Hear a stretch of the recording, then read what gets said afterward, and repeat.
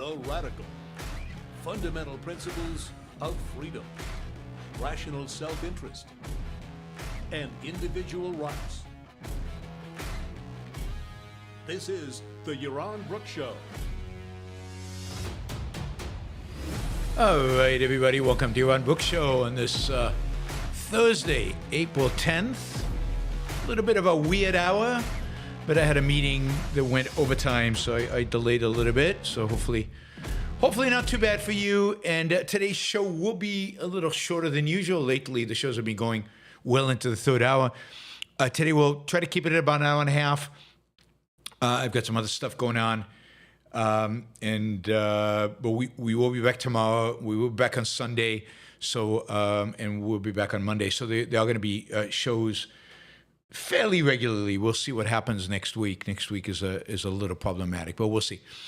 All right. So today we're going to give you an update on what's going on with tariffs and what is going on with the markets. We'll start with the markets. We'll talk about tariffs. I'll show you a video of Holden. Holden is somebody who listens to the show, who was on the show, on the chat a while back, and asked me about debating Charlie Kirk. And I said, be careful. Anyway, we've got video of his debate with Charlie Kirk, or at least a minute and 14 seconds or something like that of his debate with Charlie Kirk, and we'll talk about that. I'll show you the segment of it. Let's see, we'll talk about tariffs. I want to raise an issue around tariffs that I don't think is discussed enough. Not about just tariffs broadly, but about what Trump is doing. And then we'll talk about the budget, which a budget resolution was passed in the House today. We'll talk about Trump's retribution. Just sickening. I mean, the guy's worse than even I expected he would be. And then finally, we'll end on a positive note. How about that, people? I'll end on a positive note, and we'll talk about some actual deregulation that the Trump administration is engaging in. So a few things that you will get immediate benefit from. For example, your showers are going to get a lot better if you live in the United States. Showering is going to be a lot more fun from now on. We'll talk about that. All right. Where do we start? Well, let's just start quickly with the markets. We've been talking about the markets the last few days, so we're going to be watching the markets as we move forward. Markets are a great indication of what I think a lot of smart people think about what's going on. They're also a great way in which Trump is feeling pressure. From every indication, Trump changed his mind about the tariffs. Well, not completely his mind, but about an element of the tariffs, because of the markets, primarily the bond market, but also the stock market, and because of all the businessmen calling him or commenting on it. As we know, Trump is an avid Fox News viewer. He watches everything. Well, Jamie Dimon was on Fox News the other day talking about the risk of recession. And Jamie Dimon knew that Trump was listening, so he kind of phrased it as, yeah, he could see the benefit of tariffs in some situations, but this was no good and was causing damage. I think slowly that chipped away. Remember, Trump's strength is other people. Trump's strength is getting a sense of other people's emotions, angst, worries, fear. Remember, yesterday was asked why he rescinded the tariffs. He said they were going a little, what was the term he used? I forget the term he used. But basically, he ended up saying it's fear. They were too afraid. And I think he sensed that. And he got that message from people calling him up. And that's why he changed his mind. He's a pleaser. He wants to please. He doesn't like it that the market doesn't like what he's doing. It's not the case, yippee, that was the word he used. The market was yippee, which he meant fearful. Anyway, that I think is what, to a large extent, drives him. So he pays attention to the market because he wants to be loved. He wants to be liked. He's not let's just smash it all up. I don't care what happens. He's got certain people that he pays attention to, and he wants them to admire him. He wants them to like him. He wants them to think he's one of the good guys. He's got MAGA. No matter what he does, he has MAGA, right? But beyond that, he pays attention. That's why he watches TV. TV gives him a sense of what people are thinking. He's a complete second-handed. He's a complete second-hander. Everything is about the reaction it gets from others. And he's surrounded himself by people who are mostly going to nod and smile and adore him and say he's God's gift to humanity. Maybe Bassett is the one person within administration, Treasury Secretary, who is a little is willing to push back a little bit, not too much, a little bit. All right, so markets today. Yesterday we saw Nasdaq went up 12%, S&P went up 9%. It was insane. I mean, the market just shot up as if it was all over.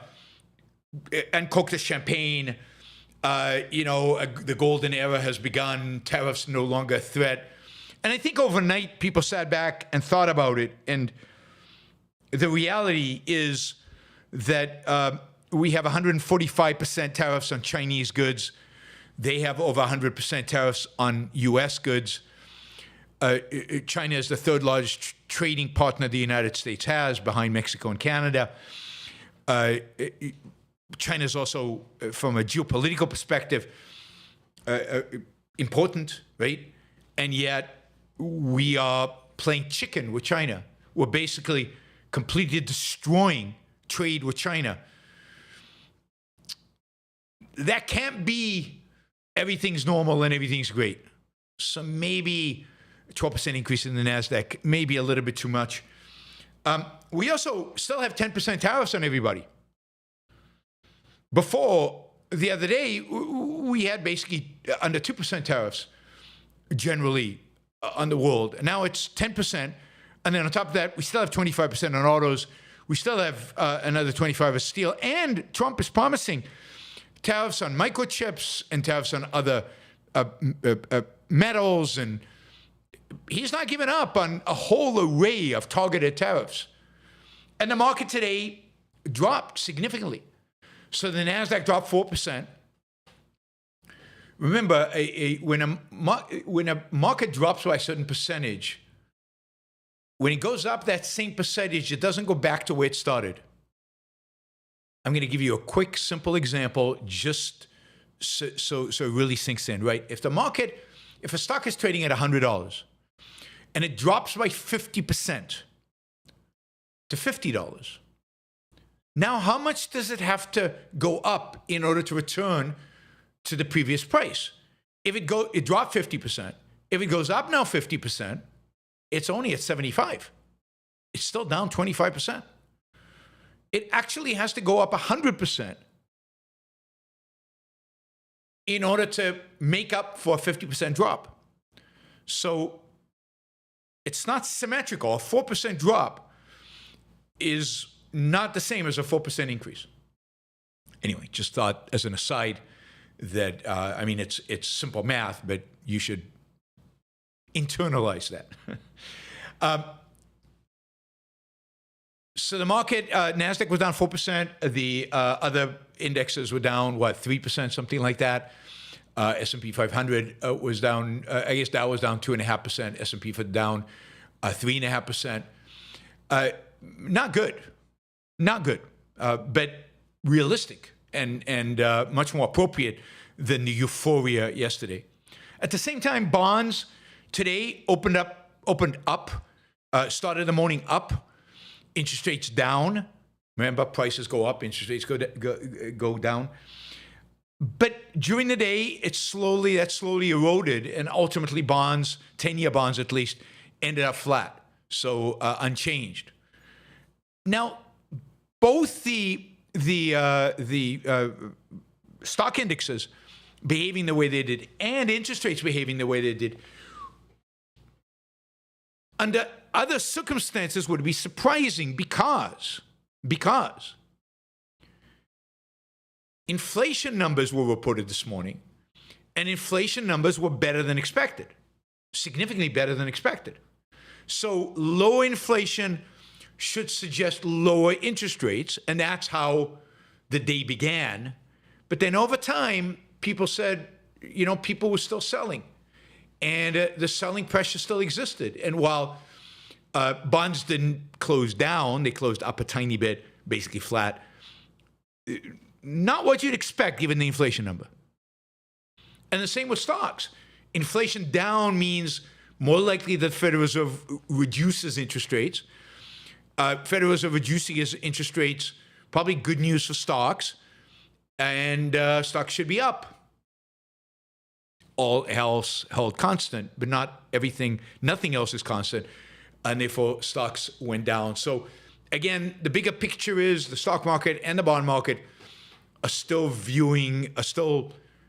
troubled, are still problematic, are still viewing the future as really, really, really risky. And it's completely understandable. There's literally the two largest economies in the world.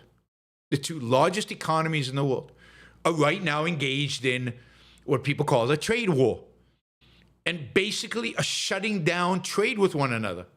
I mean, Chinese are not going to buy American goods if the tariffs are 100%. Americans are not going to buy Chinese goods if tariffs are 100%. What we're seeing here, if this holds, is a delinking of the American economy from the Chinese economy.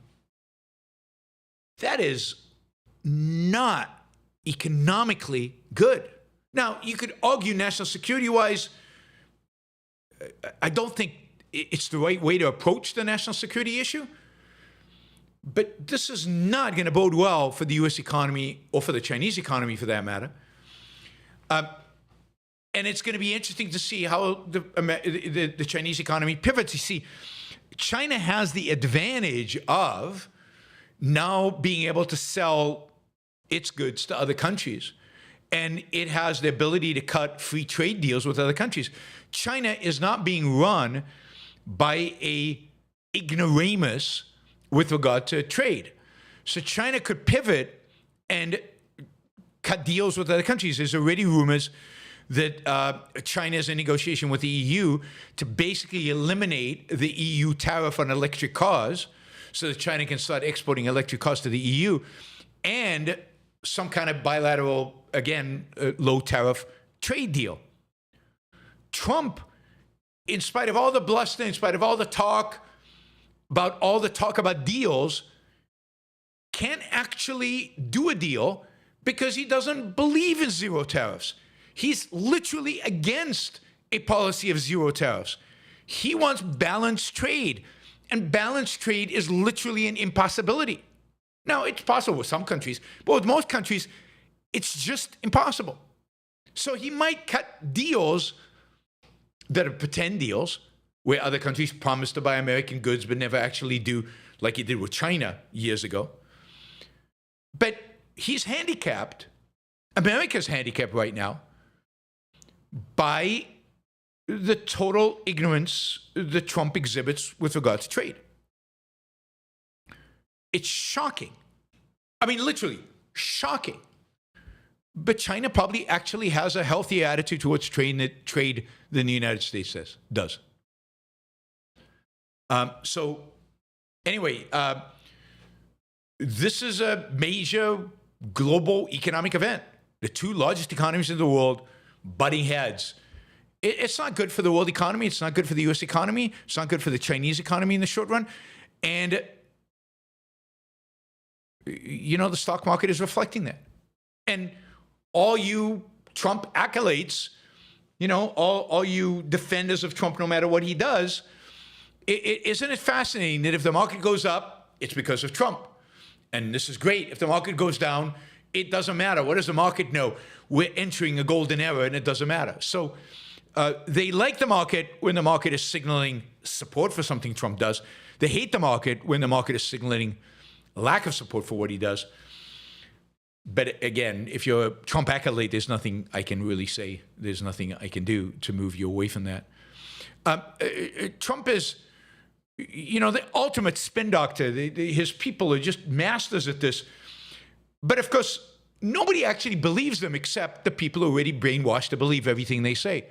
So Stephen Miller today comes out and says, Stephen Miller, Trump advisor, xenophobe, anti-trade, anti-American, horrible, one of the worst, if not the worst person around Trump, and that's saying a lot because there were a lot of really bad people around Trump. Stephen Miller is one of the worst. He was there in the first Trump administration. He's there again now.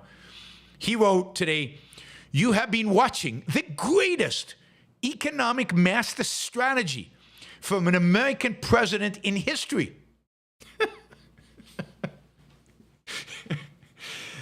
This was all planned. I mean, Trump planned to tank the stock market, then reverse and see the market increase. He planned to have 145% and this tariffs on China so that there was a delinking. He planned to raise tariffs on all these countries and immediately reduce them and then negotiate deals. What deals, where the deals, who knows. This is all planned. He thought this through. This is 4D chess, according to Stephen Miller.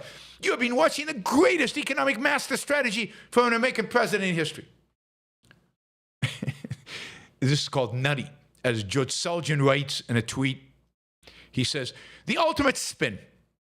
1, make markets crash by announcing horrible tariff policy, which does just what all competent economists warned it would do.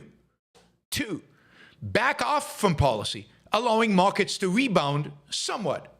3, declare the rebound proof of the original policy success.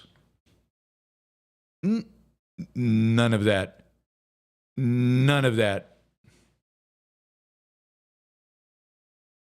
makes any sense, right? But that's exactly what they're doing.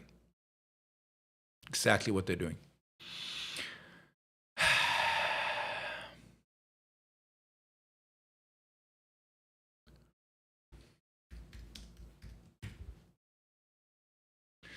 All right. So, in spite of the lowering of tariffs, we're still in for a rocky road ahead of us. It's still going to be difficult, and the market is saying that, and people still don't quite want to buy American bonds. I'm eager to see how the 30-year bond did today. There was a big issuance of U.S. 30-year bonds. And it'll be interesting to see at what interest rates they sold those bonds at. But we're in for a rocky time. Nothing has really changed. They've taken a little bit of the worst things off the table, but there's still so much bad out there that it's a disaster no matter how you look at this. I wanted to say a few words about one aspect of tariffs that I don't think is not about tariffs, about Trump's way of doing policy that I don't think is talked enough about. Think about what it takes to run a business. And some of you are business owners, and you probably know this. Think about the years you spent cultivating suppliers, cultivating relationships, building a supply chain to get the kind of goods you need, the raw materials you need, the things you resell on time, in the quality you want, at the time and the place that you want. Think about the effort that goes into, and I know some of you can't because you've never experienced it, but the kind of effort that goes into supply chain management, the effort, the time, the energy, the capital that goes into the structure of moving goods from place to place and making sure that they are in the right place at the right time for your customers.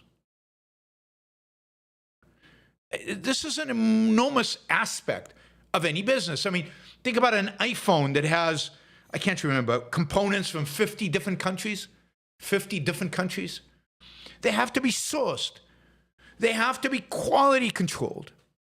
They have to get to the right factory at the right time to be assembled and then shipped. I mean, Tim Cook's Tim Cook, who is the CEO of Apple, his genius, and the reason he rose in Apple's ranks and the reason Steve Jobs brought him in and then left Apple to him in a sense as CEO, is his genius at supply chain, at organizing, creating, building that supply chain. And it takes years. And in a second, with one signature, with one stupid comment, with one thoughtless regulation, government can wipe that out completely. Completely. I mean, what does Apple do right now? Now, I know what Apple's going to do. And you'll see that in the next few days, Donald Trump will announce that Apple is exempt from the tariffs. It will go lobbying to the government to get rid of, because Apple can't survive if it's going to import these things from China with 145% tariff. It will get an exemption. Oh, and unless Trump wants to play hardball with China and wants to really screw them and Apple. But I don't think he wants to screw Tim Cook. I think he cares about Tim Cook's opinion of him too much to do that. So he'll give him an exemption. But think about the medium-sized businesses that have done the equivalent of what Tim Cook has done for Apple, for whatever product they're selling. How do they recreate these supply chains? Now they have to shift to importing from Brazil or from Mexico, from somewhere else. They can't ship from China, or they can't ship from Canada, or wherever the tariff has to be. Think about the auto companies.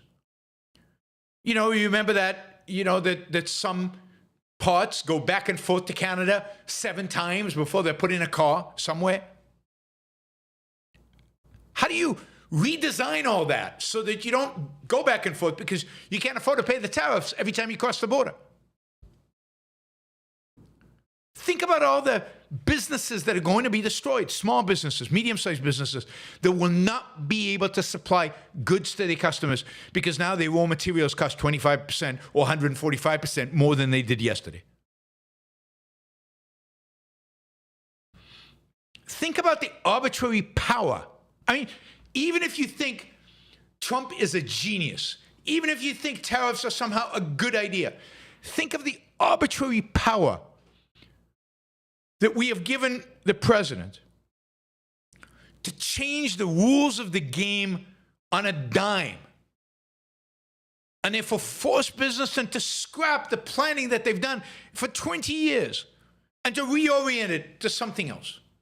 Not because there's a war, not because we've been invaded, but because you just feel like it, because you're Trump and you're a genius. Think about all the people right now on the supply chain management.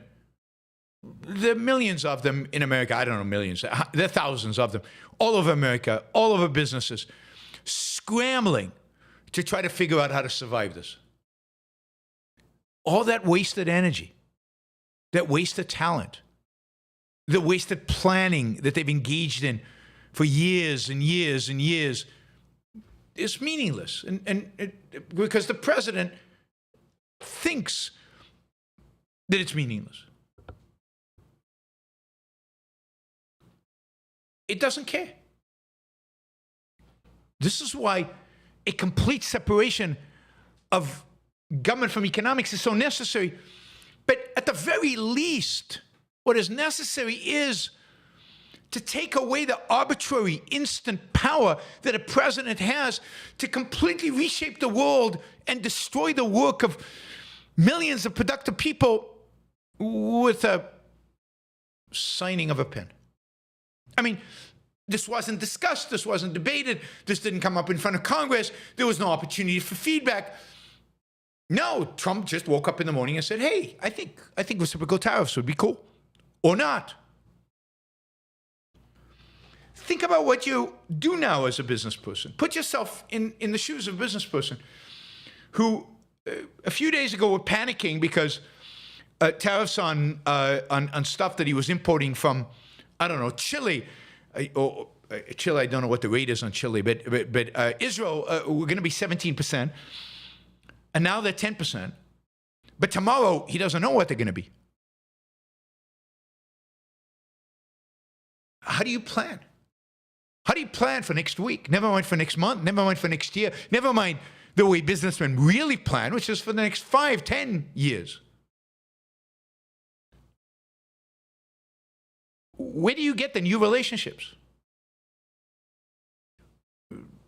Again, supply chain management means, God, I mean, think about, I don't know, think about coffee. Think about you're a coffee shop and you source your coffee. You want to differentiate yourself in the marketplace. So you source your coffee from Kenya. And you specialize in pour over coffee, special $5, I don't know, pour over coffee with beans from Kenya and maybe some beans from Tanzania. And you have it priced and you've got the relationship and you've gone to the particular farmers from which you buy the coffee and you've smelled and tasted their coffee and it's fantastic and it's exactly what your clients want. And you have contracts with them to supply you with coffee for the next few years. And then suddenly Trump comes in, and I don't know what the tariffs are on Kenya and Tanzania, but let's say the 70% were a few days ago. Can you imagine what that coffee shop owner was going through a few days ago when he thought the price of his coffee was going to increase by 70% because the tax man was going to stand between him and the coffee grower in Kenya and raise prices by 70%? He would have to raise his coffee by 70% to the consumer. But who's going to buy coffee at almost double the price? The demand for coffee is going to go way down. And how are we going to fix that? I guess we start producing coffee in America. I wonder how that'll taste. Let's start growing coffee in America. That's the solution.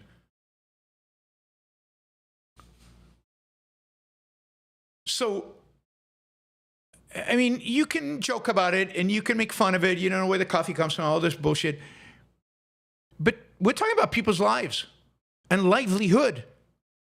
We're talking about the effort that people have gone to create these relationships and to build this up. And all because of the whim of an ignorant president, it's gone. It disappears.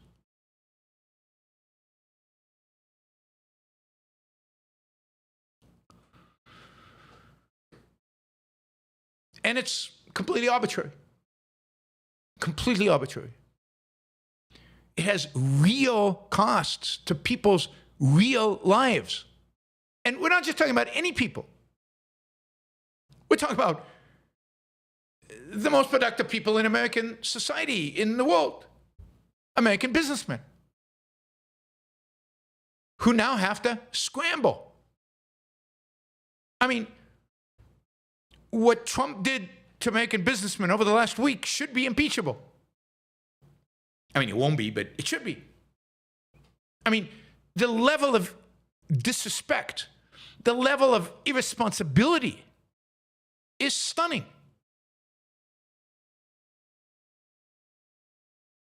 Business, big business, medium-sized business, small business, these policies are unbelievably destructive to the people running and working at these businesses.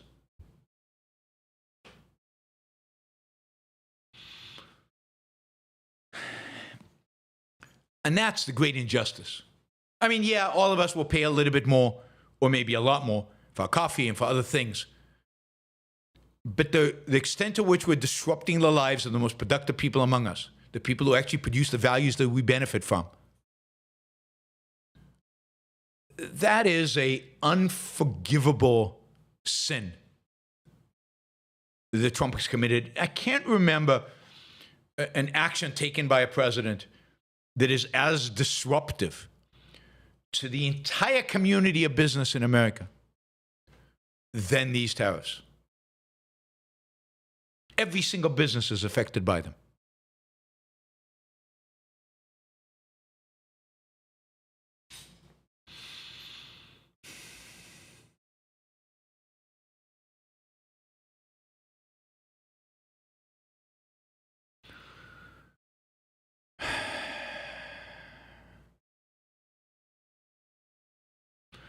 All right. So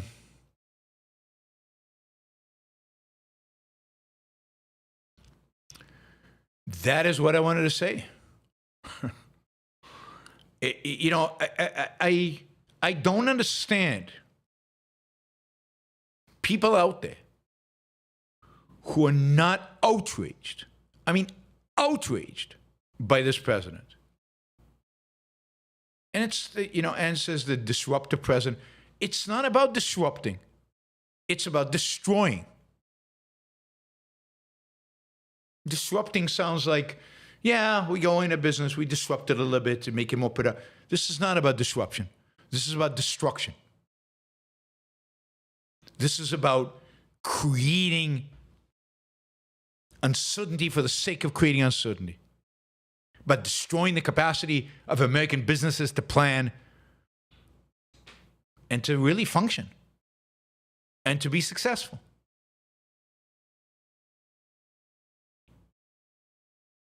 And it is unbelievably arbitrary.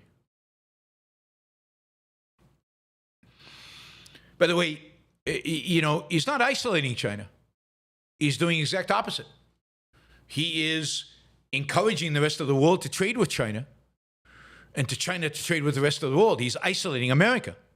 And indeed, by alienating all of our allies, by imposing tariffs on all of our allies, by treating all of our allies like enemies, he's encouraging them to align and negotiate with China. So Trump is not isolating China. Trump is isolating America. Trump is isolating the United States of America. And it's obvious that that's what he's doing. And it's obvious that's the effect of his actions are having. So it's not about disruption. It's not about isolating China. It's about isolating America. And it's about emboldening China, what Trump is doing single-handedly. He is elevating China and demoting, deflating, I don't know what the term you want to use, the United States in globally, in terms of global power, global significance.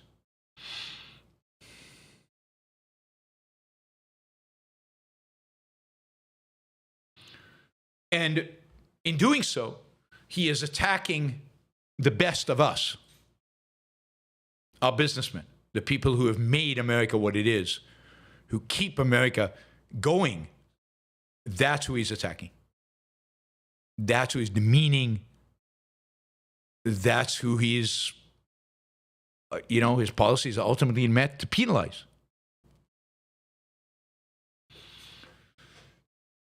All right.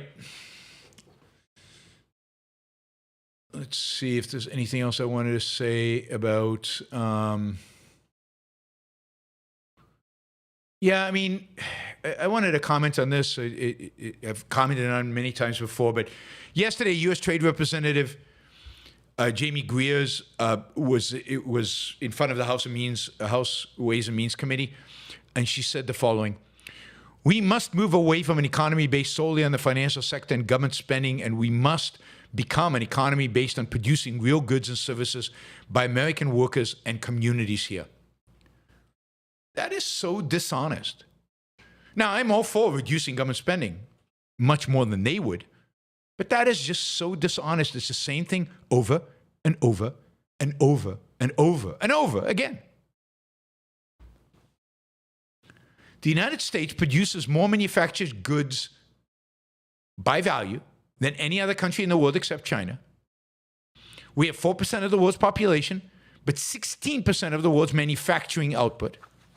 We produce more manufacturing value than Germany, South Korea, and Japan combined. Combined. Germany, South Korea, and Japan combined. We have more. But no, we don't manufacture enough. And services, she said, based on producing goods and services, we are the largest producer of services in the world. So they constantly lie about this idea of We don't produce anything in the United States anymore. Trump today tweeted, this is just a hodgepodge of stuff related to the tariffs and trade. This is a great time to move your company into the United States, like Apple and many others in record numbers are doing. Apple's not doing that. There's no way it'll do that. It cannot produce iPhones in the US, and it will not. Zero tariffs. And I lost my voice there. And almost immediate electrical energy hookups and approvals. No environmental delays. Don't wait, do it now. And here's the thing. Even if you move your company into the United States, you're going to face heavy tariffs on almost all the components that you need for, let's say, Apple and the iPhone.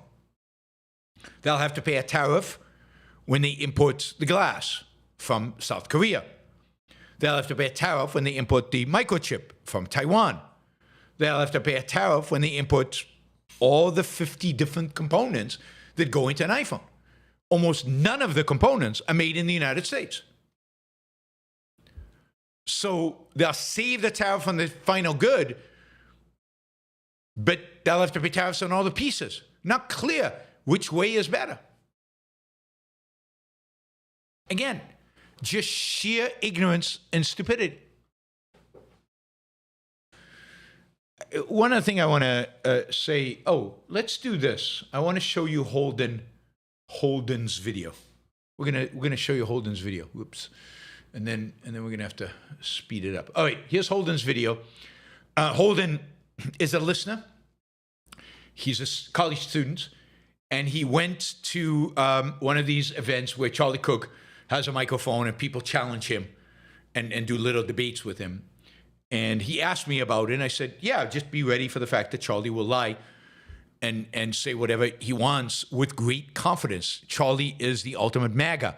He has figured out that if you say, you can invent anything you want. You can make stuff up. You can and if you say it with confidence and vigor, what are you going to do? So, this is the challenge that Holden faced, and this is exactly what happened. All right, let's watch this quickly, and then I'll comment on it. So here we go. I would like for you to have a more principled position on tariffs and criticize Donald Trump for... By the way, Holden is wearing a I love fossil fuel t-shirt. You got to love that, right? Got to love that, Holden. Good for you. For his tariffs. Well, I'm super pro-tariff, so why would I criticize it? Because they make us poor. Okay, so let's play that out. If that is correct, how did China get so rich? So if that's correct, how did China get so rich? Assuming that China is rich because of the tariffs. When China was poor, 1978, average tariffs in China were between 50 and 60%. As China became richer, tariffs went down. Now, you could argue about causation and correlation, but the reality is that China, as of 2018, tariffs had dropped to 8%. And indeed, if you exclude America, Chinese tariffs are now at 6.7%. Not as low as they should be. They should be 0, but they're pretty low. China didn't become rich because of the tariffs. China became rich in spite of the tariffs. And China became rich while reducing tariffs dramatically over time.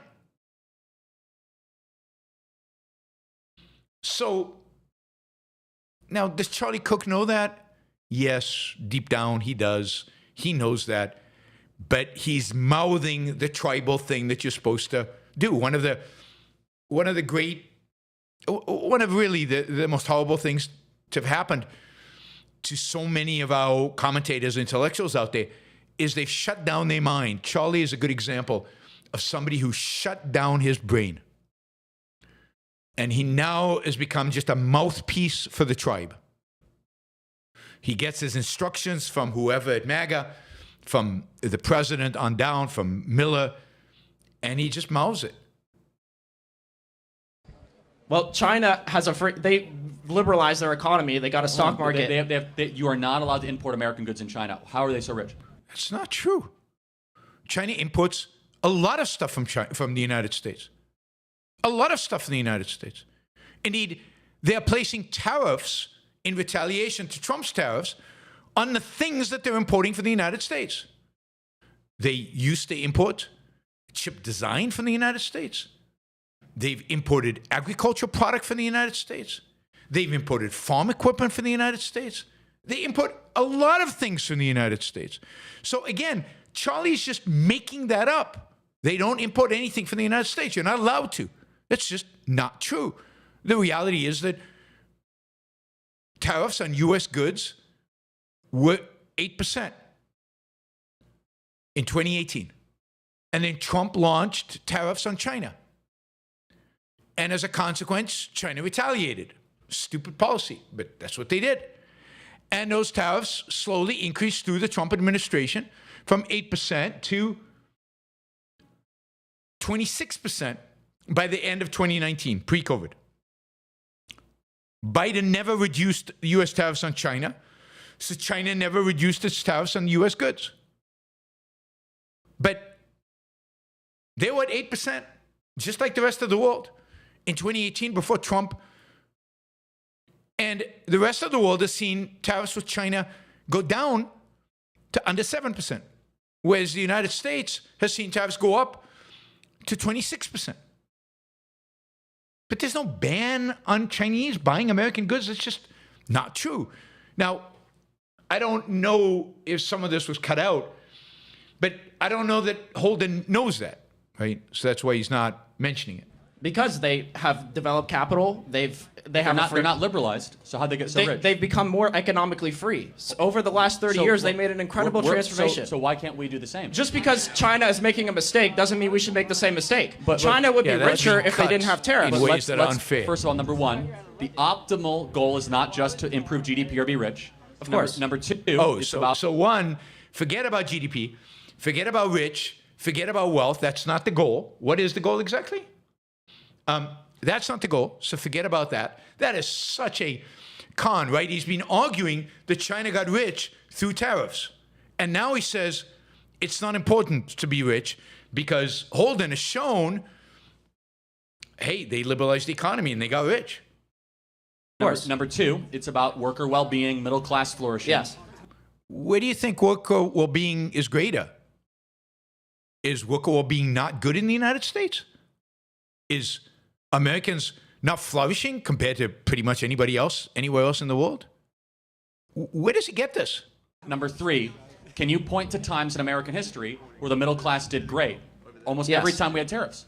Okay, but that's correlation, not causation. No, it is. That's, well, no, hold on, but think no about economist agrees with you. You're wrong about this. But I'm sorry. First of all, that's not true. Some agree. Most do not agree. Yeah, exactly. But a lot of these economists are bought and paid for by the corporate class, and they've been wrong about almost everything the last couple of years. They're the ones that said Trump was going to wreck the economy, that Biden was the best president ever to come to the economy. So I reject a lot of the experts when it comes to this. None of that is true. So he's just such a demagogue. He's such a mindless demagogue, Charlie Cook. It's really awful. Really, really, really awful. Whoops, what happened there? All right. Just want to show you that. Holden, good for you for standing up to Charlie Cook. It's too bad that he edited it in a way that didn't give you enough time to express yourself. I'm sure you said a lot of really good things. Has there ever been a time when the American middle class has done well? Yeah, right now. The American middle class is doing better right now than it's ever done before. The American middle class today is richer than it's ever been before. Indeed, the American middle class is smaller because so many people in the middle class of the past have become rich.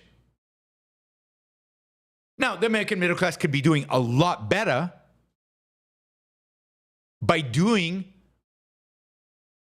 what has made America rich: liberalizing, reducing taxes, reducing regulations, not increasing taxes. The American middle class will do a lot worse in a world with unrestrained tariffs. All right. It's stunning to me how far Charlie Cook has come in his descent from being pro-capitalism once a long time ago.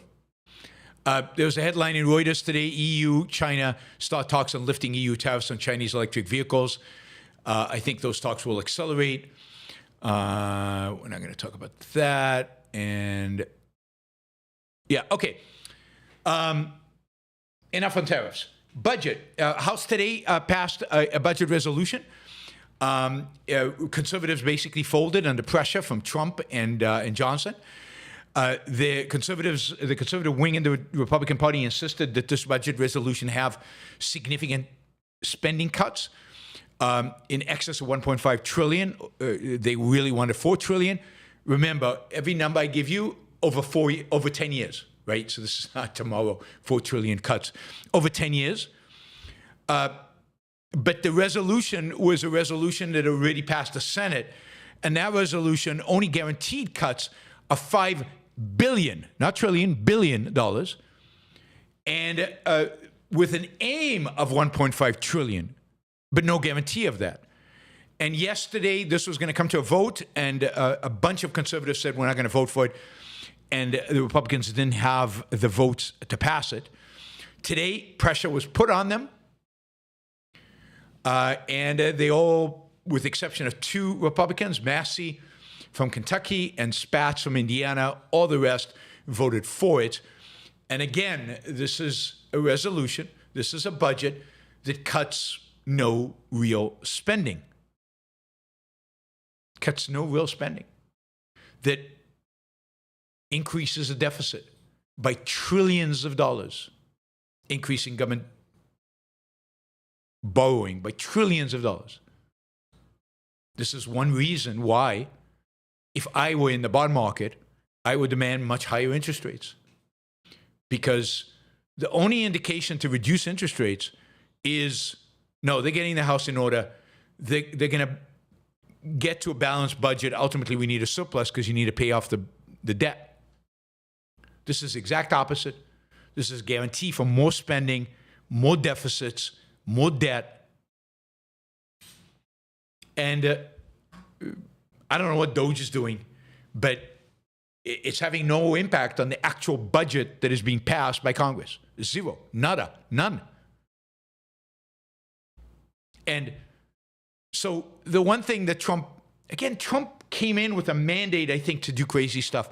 He could have done good crazy stuff, like cut spending, really cut spending. But he's not going to. He's not going to. Instead, Trump is very much committed to, we'll call it retribution, going after people he doesn't like. So today, Trump signed an executive order directing the Justice Department to probe, investigate officials who opposed him in his first term. He's specifically targeting former cybersecurity chief Chris Krebs. You know what Chris Krebs' sin is? He was the head of cybersecurity in Trump's first term. Why is he sending the Justice Department to investigate Chris Krebs? Because after the 2020 election, Chris Krebs came out and said, from cybersecurity, this election was completely safe, completely legit. There was no hacking of the voting machines, and this election was legit. For that, for doing his job, Trump wants to investigate him. Now, again, in my view, an impeachable offense. And then he wants to go after former Homeland Security official Miles Taylor because he wrote pretty nasty things about him. He's the guy who wrote the famous New York op-ed titled, "I am part of the resistance inside the Trump administration," signed it anonymous, and then ultimately wrote a book chronicling his experience within the Trump White House, not very positive ones. He was one of the people who was considered the adults in the room. For that, he is now going to be investigated by the Justice Department. Trump has called them both treasonous.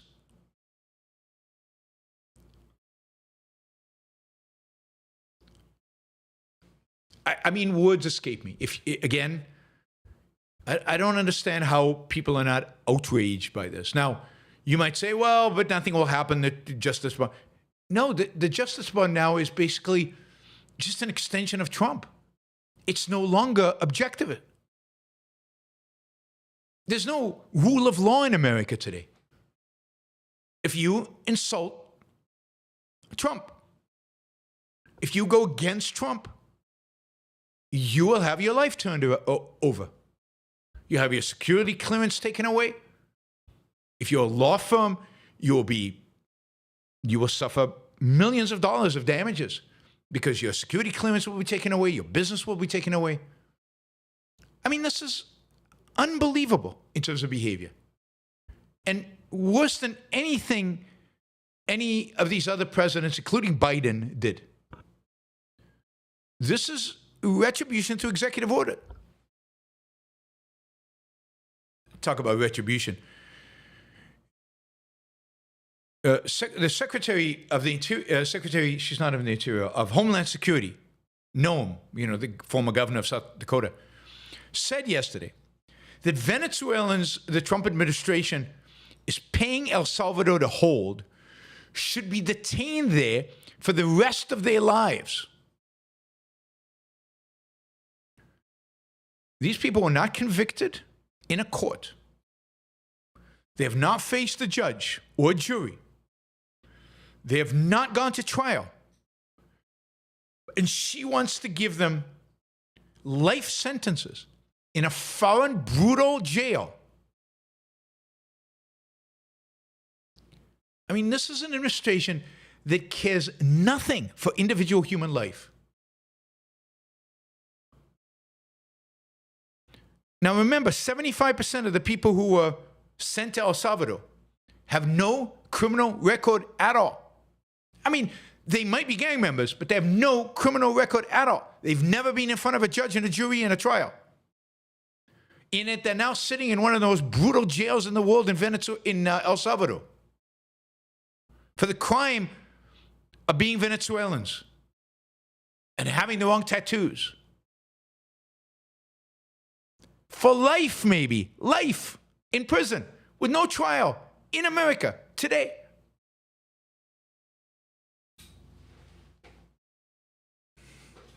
I don't know what you call this other than authoritarianism. Brutal authoritarianism. And yeah, some people out there are still going to defend them. Still going to defend them. All right, it's hard for me. I know it's hard because I really see the evil of this administration so clearly and so strongly, and I take it personally because, I know the damage this is doing to America. I know the damage it's doing to businessmen. I know the damage it's doing to our freedoms, our liberties, our individual rights. I know the damage it's doing to the rule of law. That it's hard to stay silent, and it's hard not to be upset, and it's hard not to be infuriated by this. And I'll tell you what makes it even more difficult is the fact that so many people out there will defend him no matter what, continue to defend him no matter what.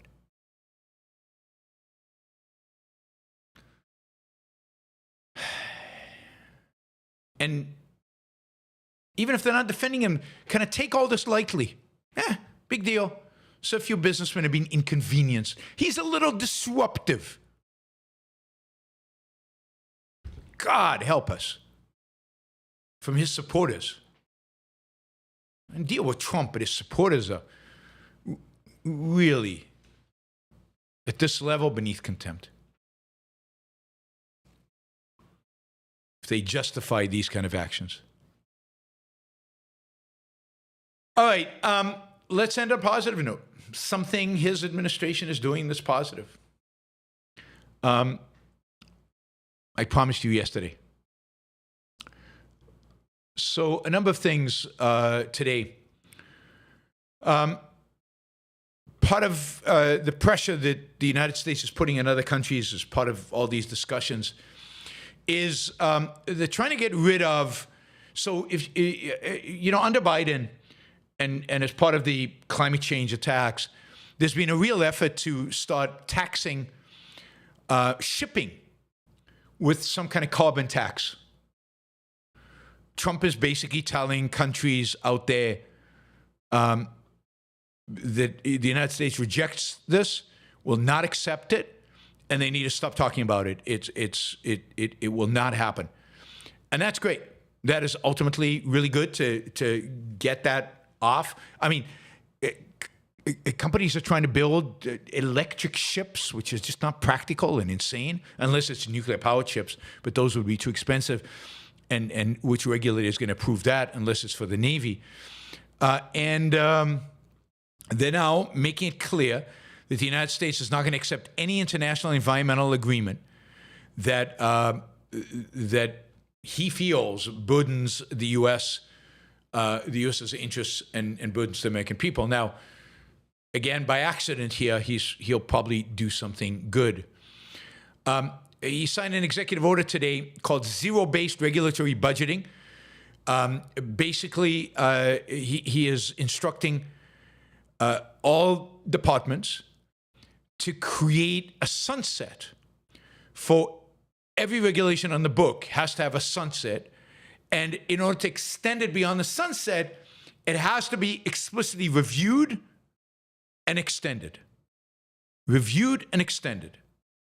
So, and there's a whole list in this from the Atomic Energy Act and National Appliance Energy Conservation Act. These are one is from 54, one is from 87. The Federal Power Act from 1935, the Natural Gas Act from 38, the Nuclear Waste Policy Act of 82. I'm just picking at random. Energy Policy Act of 2005, the Marine Mammals Protection Act of 1972. Each one of these, the regulations that were written in response to these acts are now going to have to be reviewed. There's going to be a sunset, and in order to renew them, there's going to have to be renew an explicit action. I think this is great, short of scrapping all these acts, which is what they should do, but that would require Congress. This is a way to sunset many regulations that are on the books. And give an opportunity to actually look at and discuss and debate and think about different regulations. So this is, again, the kind of actions you can take at the regulatory agency level, at an executive order level. This is consistent, I think, with separation of powers to actually reduce the power of the regulatory agencies. The House, this one is unusual because the Senate and the House voted on this. So under Biden, the Congress passed laws laws that were approved by the House and Senate, signed by Biden, that Republicans have just overturned, which is, wow. I mean, this is what they should be doing every single day. Every single day, they should take a law that was passed, a regulation that was passed, and they should overturn it through Congress.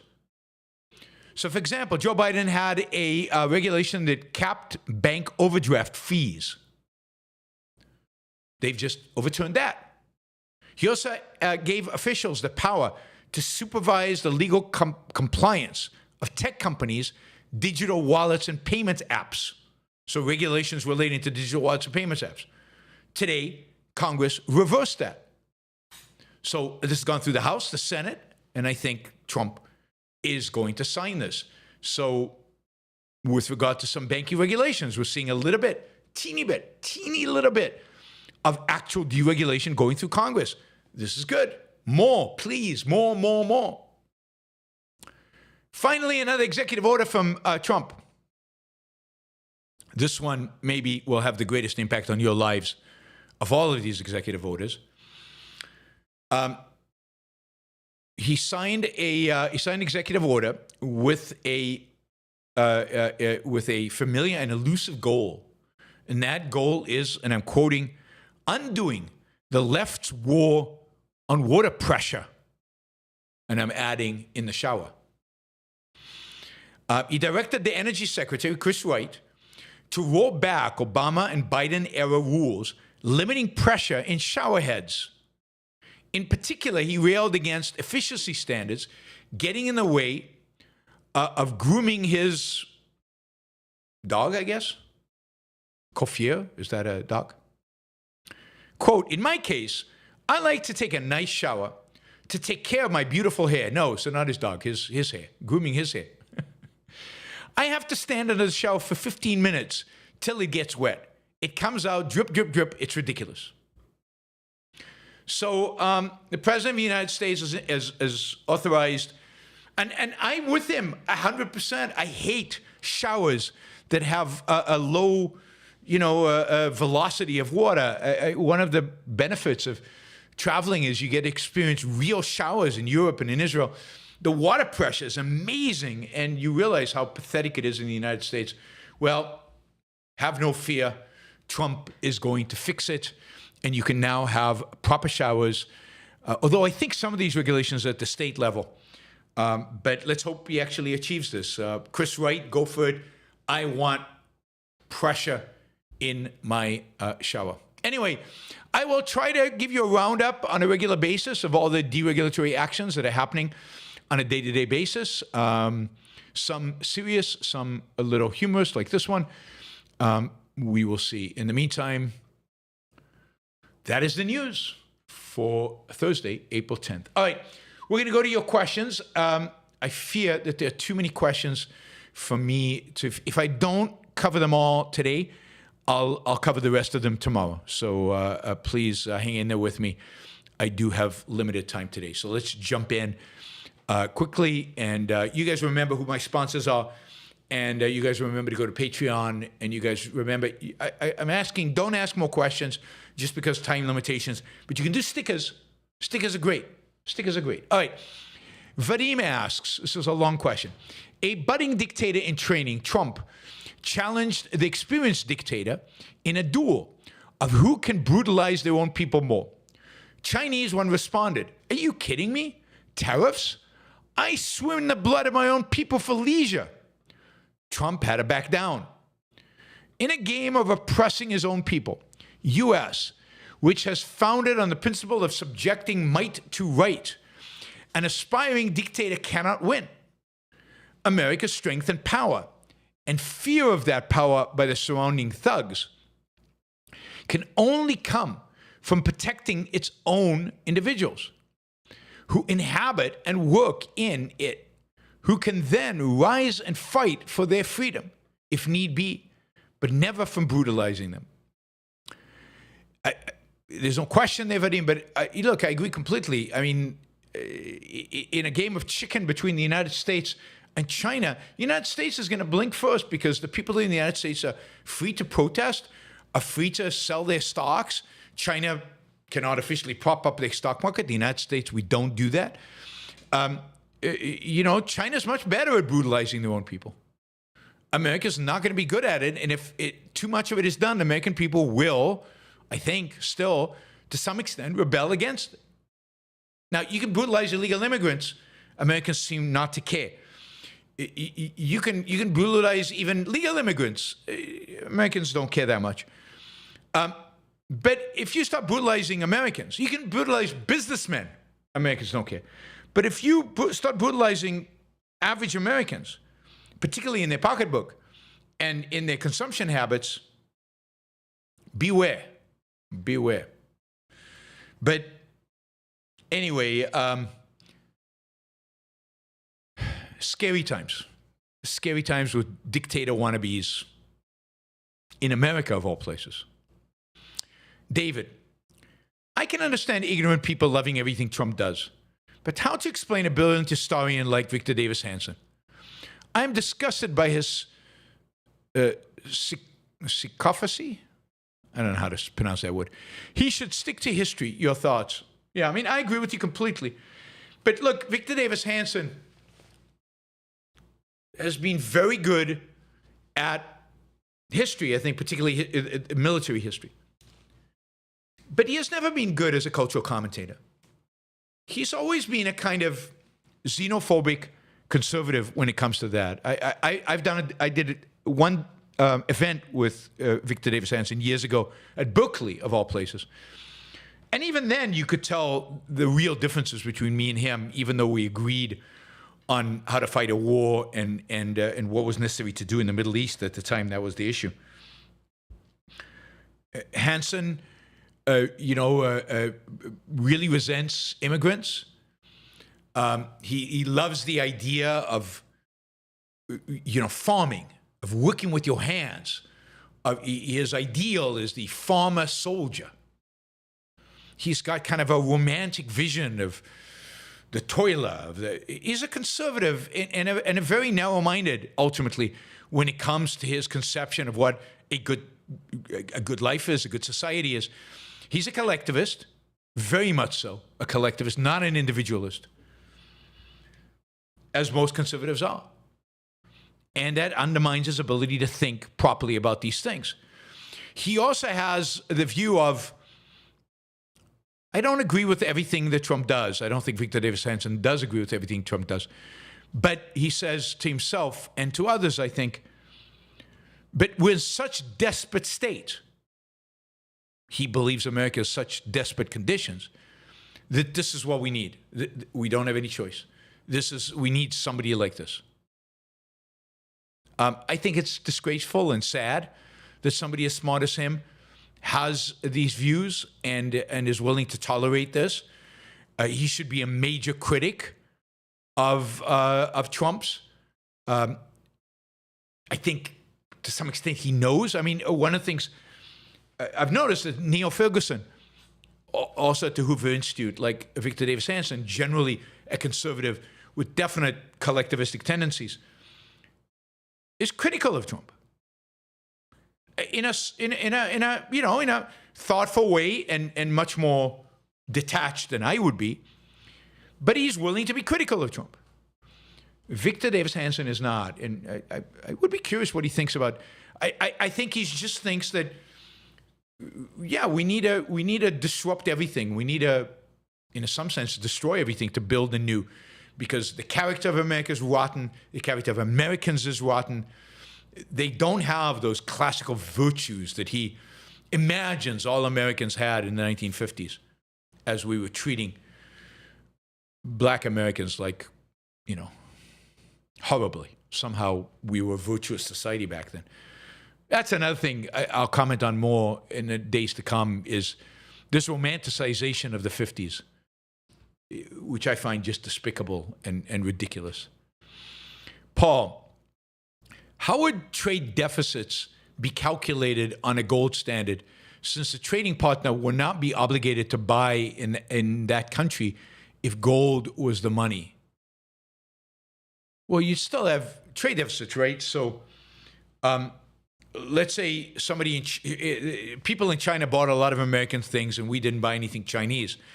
Then gold would flow from China to the United States, right? And China would, in a sense, if that's all they did, ultimately they would deplete the gold that they had unless they produced stuff that they sold to somebody who provided them with gold. So what happens is trade, you can track trade through the flows of gold or silver or whatever the currency happens to be, right? And the United States, because it had a lot of gold, would be in a position to start buying products from other countries, and because it had all this gold, it could then start buying from other countries, and the gold would flow to those countries as we imported stuff, and it would just be, I mean, the trade deficit would be the net of whether gold is flowing out or into a particular economy, right? Now, of course, having more gold in your country affects interest rates. It affects return on investment, it affects savings, and ultimately, the gold standard causes all this to balance out. I'll do a thing about trade in the gold standard. That's a good idea. I'll run through an example for you guys on how it would work and how gold actually helps balance everything out in the end. If with paper money, it distorts and perverts all this because we can continue to print the money. The issue is, as long as foreigners demand dollars, we can get away with it. When foreigners stop demanding dollars, we are going to be in real trouble. Okay, I'm going to do a gold trade example and run it by you. Written it down. Thanks, Paul. Michael, will government spending cut into scientific research actually be a good thing, allowing the free market and meritocracy to more readily enter the field? Will we see more scientific breakthroughs because of it? I don't think so in the short run, because, I mean, in our ideal world, government has shrunk dramatically, taxes have shrunk dramatically, people have more money, corporate taxes maybe are zero, and the government has stopped funding science. But people, businesses, and individuals have a lot more money themselves because government is not taxing them as much, or not taxing them anywhere near as much. And therefore, they can then allocate a percentage of their wealth to medical or other kinds of research. But if all you do is cut government funding of science, and you don't cut people's taxes, then where are they going to have the money to invest in research? They're going to have to allocate it from something else. Businesses are going to have to spend less on something and now spend more on this. Put it this way, it has to be done ultimately. But it's far from the first thing I would cut. It's in a sense the last thing I would cut. I first want a thriving growth, lots of profit, reduced taxes, reduced government spending, and then say, okay, now the private sector can take care of science and get rid of it. That would be the order I would do. I wouldn't start with it. I think it's a huge mistake. Now, again, it could be done a lot better than it's done now by the private sector, but the private sector has to have the capital to be able to do it. And for that, you have to reduce taxes. Not your average algorithm. Is economic freedom viewed as too harsh of a platform to win elections on? Cutting off freebies is considered too mean-spirited, as though rounding up and deporting thousands of people isn't harsh and mean-spirited. Yeah, but they're not citizens. And part of Trump's campaign, part of the right's campaign over the last decade has been to dehumanize immigrants, to make illegal immigrants in particular less than human.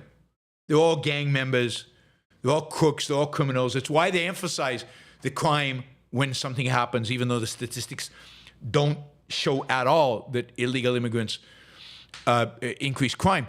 They emphasize that because it's a form of dehumanizing them.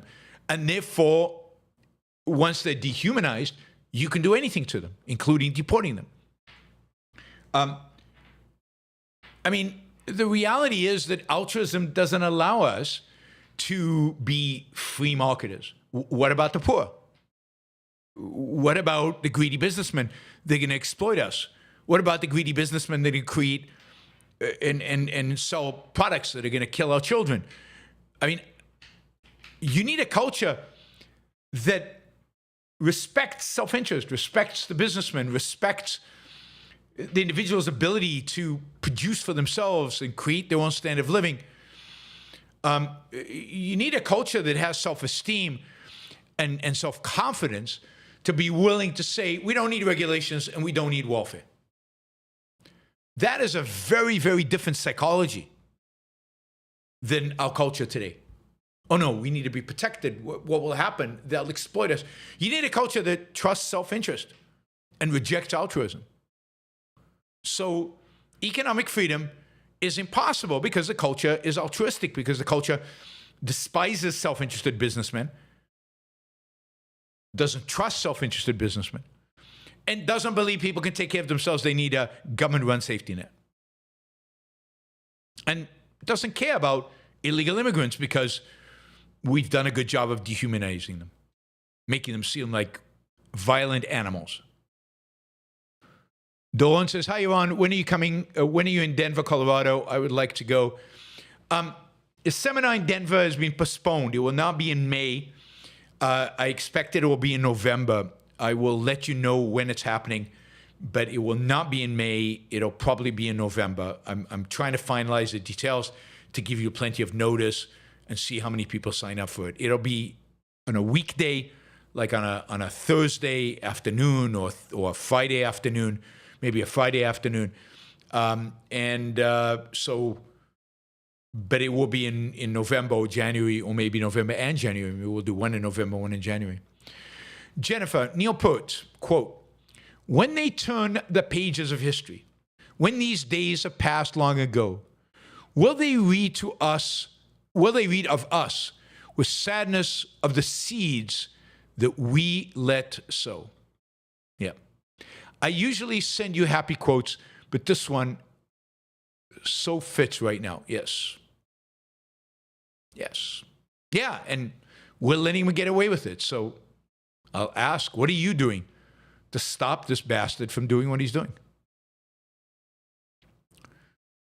Thank you, Jennifer. Andrew, Rand's on record against tariffs per AOI clip. Her take was nuanced, but also classic Rand, in that she's clear that of course she's anti-tariffs. When she says complete separation between state and economics, she means complete, absolutely. And she's against taxes. I mean, of course she's against tariffs. I mean, it's a massive new violation of rights that didn't exist yesterday. How can you not be against it? All right, let's go to the $5 and so questions. No more questions, guys, because I'm running out of time and I won't be able to answer them all. All right, Robert, I'm still shocked that there's not more outrage from Trump's statement that he would like to have U.S. citizens deported to El Salvador. Yes, I mean, it's shocking. He did mean criminals, U.S. citizens who are criminals, and that they would be, it was cheaper in a sense to have them in jail but just think about that, outsourcing. You don't want to outsource production, but you want to outsource the treatment of our criminals.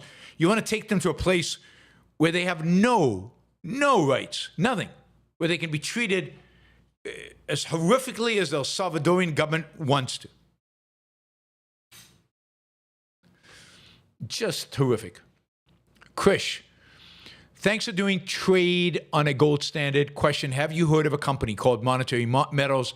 They pay a yield on gold, lend or lease gold companies that mine or use gold as an input. Keen to hear your thoughts.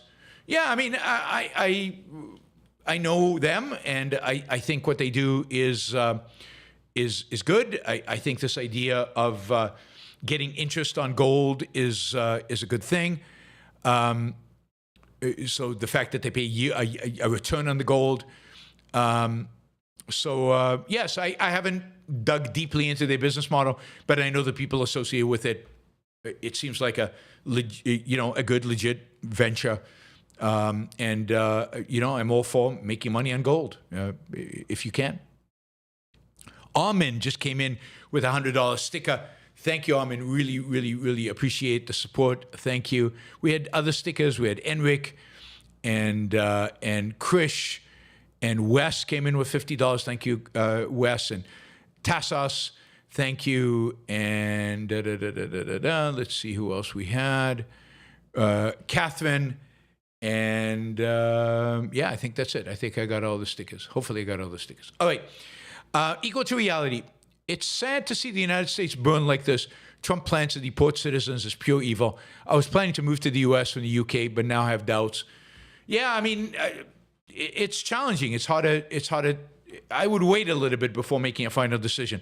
But look, let me just say this because I know I'm so pessimistic, and I think I really am. In spite of Trump, I do think this country will survive. I don't know exactly how, but our businessmen are amazing. We won't survive because of politicians. We won't survive because of Washington, D.C. We won't survive because of I don't know, MAGA. If we survive, we'll survive because of the flexibility of our businessmen, their ability to produce in spite of everything, the ability to create out of nothing. We will survive because they'll figure out the supply chains. They'll figure out how to get around tariffs. They'll figure out how to survive and allow us to not thrive, but survive in this environment. Don't get too down. This is not the end of the world. America is not finished. It's not ending. It's not. Trump is not a dictator yet, and he's probably not going to be in the next 4 years. While what he's doing is outrageous and should piss you off, at the end of the day, everything I've said about your control over your own life, the fact that America, it might stagnate. We might go into a recession. America survived recessions in the past. This might be worse. It might be longer. We might have stagnation for a while. I've predicted stagnation forever, and I think that is our fate.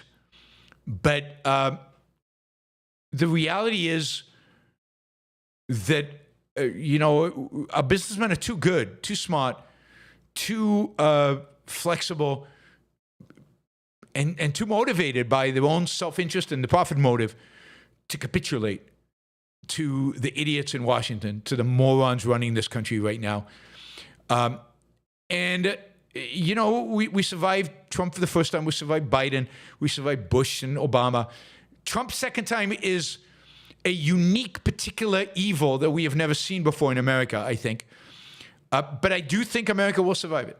I do think America will survive it. I don't think we're going to get inflation. We'll see what the Fed does and what Trump does. But so far, there's nothing to suggest inflation in what's happening. Tariffs don't cause inflation, in spite of what you're hearing from everywhere. Tariffs cause relative price changes. Some prices go up. Other prices will have to come down or go to zero. In other words, you won't buy them. They'll come off the market. But the basket of goods does not all go up. Imports are only 14% of GDP. Most of the stuff is made in America, so it's all relative prices. It's not absolute prices. There could be inflation if they decide to spend like crazy, and if they decide to monetize the debt, then there'll be inflation. But it's not because of tariffs. And America will survive this. Will survive this. And I still think the courts are going to save us from some of the worst things that Trump is doing. Our courts are better than Trump. Our courts are better than this administration. I like numbers. You suggest that Trump was crashing the economy partially to teach 2020 voters a lesson. Would you like a chance to walk that back? No, I don't think so. I think he wants to get back at people. I think it's part of his retribution. I think to some extent he was like relishing the stock market collapsing and all those people panicking and feeling bad and being afraid. And then he decided, it's probably not in my political interest to let it crash too much, so I'll reverse it. But do I think that Trump relishes the fact that what he calls the globalists are suffering because the stock market's going down? I think he does. And do I think a part of it is he wants to punish them for 2020 and for business support of Biden or all that stuff? Yeah, I think he does want to do that. So no, I'm not walking it back. I think that Trump is vindictive, as you've seen with executive orders. And I think part of that is, now he doesn't want to crash it too much because he doesn't want it to hurt himself, but he wants it enough, he wants to cause enough pain so that the people he doesn't like suffer, and that it forces them, and this is the key, I think, it forces them to come groveling to him. I've talked about this for years. Trump wants them to come and kiss the ring. He wants them to grovel. He's doing this to foreign leaders. He wants them to come and, quote, negotiate. Negotiate doesn't mean negotiate. It means kiss the ring. It means come and give the appropriate respect to the Godfather. And that's what he's doing to business leaders. Cook has always been nice to Trump. He's never said a bad word about Trump. I think Apple will get an exemption from the tariffs as a consequence.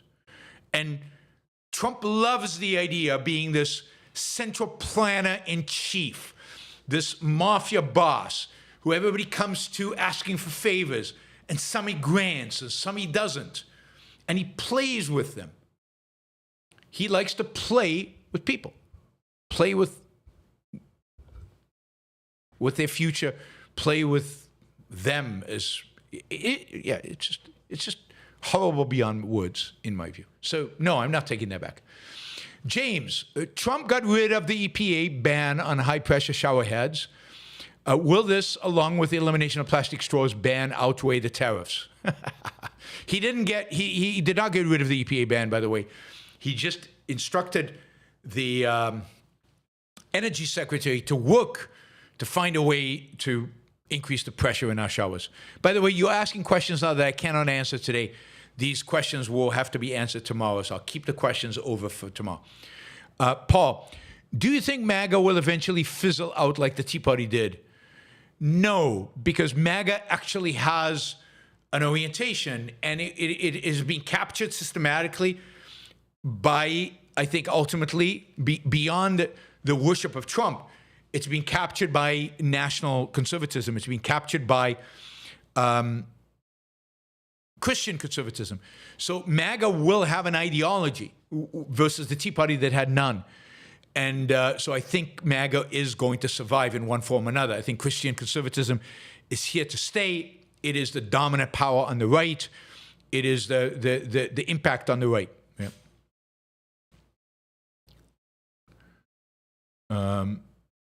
Michael Sanders, Ben Shapiro just posted capitalism is the best system, but it's not a religion. What a coward. Yes, he's a coward, and he knows he's a coward. Trump is normalizing fascism in the GOP. It's pathetic. Graham just got here from finishing the new Rogan podcast with Dave Smith and Douglas Murray, and it was so awful.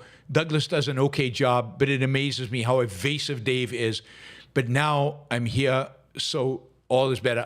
Actually, you're here, but I'm leaving, so the show is ending in like 5 minutes. Thank you, Graham. Yes, Dave Smith is horrible.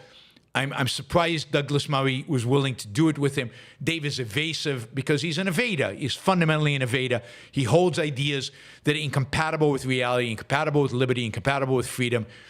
And it's a disgrace that he holds that he is the guy that everybody looks for, and that he is the guy Rogan brings in as an authority on anything. He's pathetic. Not your average algorithm. How is Netanyahu a bully? I mean, he bullies everybody. He's a bully in Israeli politics. He's been a bully since he became prime minister. He's a bully in the same way that Trump is. Everybody has to come and kiss Netanyahu's ring. He's all about power. He manipulates the political system in Israel to attain power, disregarding the interests of Israeli citizens, disregarding their rights and their liberty and freedom. He's a bad guy. He's always been a bad guy. And in a trade war with Trump versus China, who are you for? I'm for neither one. I'm from neither one. I hope they both rot in hell for engaging in a trade war.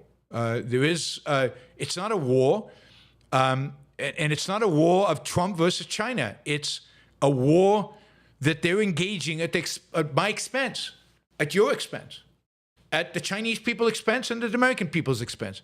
It is a massive violation of individual rights for them to engage in, and I'm against both of them.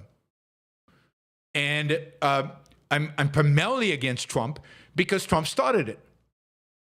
The trade war was started by Trump.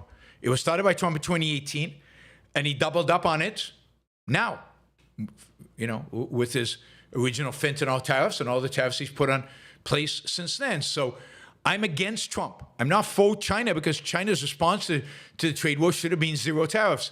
I think it's crazy for them to engage in raising tariffs on American goods because I think that's suicidal policy for anybody to engage in. But what I care about and what I have influence about, a little bit, is Trump. I have no influence on China.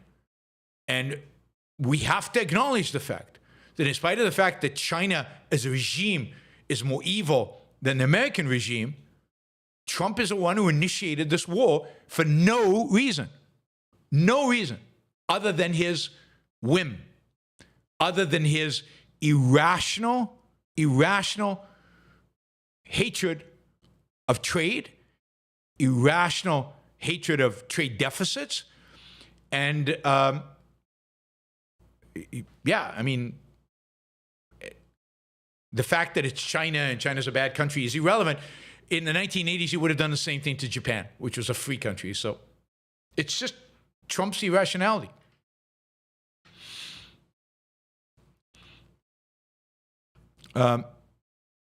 Tariffs are bad no matter who puts them on. They're just a bad policy. For whoever puts them on, they're wrong. They're not right when China does it and wrong when America does it. They're wrong for everybody to do it. Liam, if that kid has successfully removed Orange Man that day at the rally, would we be better off? No. This is what Americans want.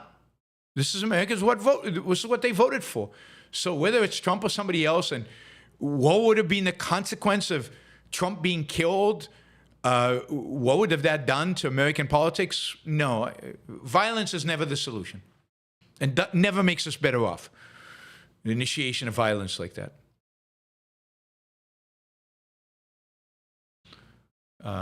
Hopper Campbell, the GOP in Congress must be putting pressure on Trump that they won't win re-election if they continues being an unhinged maniac. But he is an unhinged maniac. That is his character. That is who he is. There's no other Trump. There's no alternative Trump. The GOP is putting pressure on him on certain policies, but he's not listening to them. He doesn't care. He listens to businessmen complain. That's what he listens to. And beg and grovel. That's who he listens to. Clark, do you think Trump got tariffs out of his system? Now he's going to focus on deregulating the rest of his term. No, I don't think it's out of his system. And I don't think everything he does from now on is going to be good. I think there's still a lot of bad that Trump can do beyond tariffs. A lot of things that he believes in that are really, really bad beyond tariffs. Clark, do a lot of New Yorkers have a zero-sum mindset? They always think they're being ripped off and have to screw you first so you don't get screwed. No, I don't think New Yorkers are like that at all. New York is one of the bastions of American markets. It's a bastion of American finance. Finance is not zero-sum. American financiers don't act as if it's zero-sum. Trump is Trump. He's unique. He's different. But no, I don't think you should paint New Yorkers that way at all. All right, guys, I have to run. I told you I would have to leave early, so I'm keeping these questions. Don't worry, they're not going to disappear. They're not going to go away. I will answer them all tomorrow. I think I'm less constrained tomorrow. So I will see you all tomorrow. Let me just tell you what time tomorrow. God, I don't have a lot of time tomorrow either. All right, tomorrow, same time as today. It'll be at 4 p.m. So I will see you guys tomorrow. Again, it'll be about a 2-hour show, but your questions will get priority. They will be the first ones I cover. And maybe I'll talk less and answer questions more, given how many questions you actually have. I will keep more time for that. Thank you, guys.